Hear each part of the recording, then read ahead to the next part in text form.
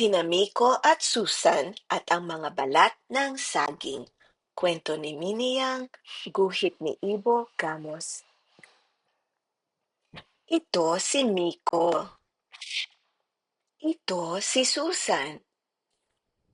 Sina Miko at Susan ay magkaibigan. Isang araw, nagbabasa si Miko nang dumating si Susan. Miko, ang tawag ni Susan, gusto mo ba ng saging? Oo naman, ang sagot ni Miko at dali-dali siyang bumaba ng bahay. Naglatag ng banig si Miko. Naupo sila sa banig at kumain ng saging. Ang sarap, sabi ni Miko. Ang tamis, sabi ni Susan. Busog na busog sila. Ngunit saan dapat itapon ang mga balat ng saging? Itapon natin sa kalye, sabi ni Miko.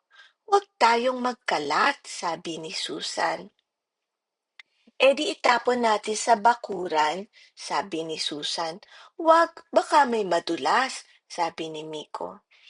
E di itapon natin sa basurahan, sabay na sambit ng dalawa.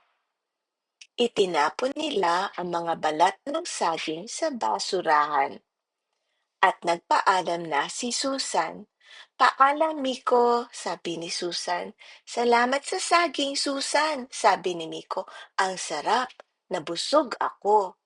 Walang anuman, sagot ni Susan. Wakas.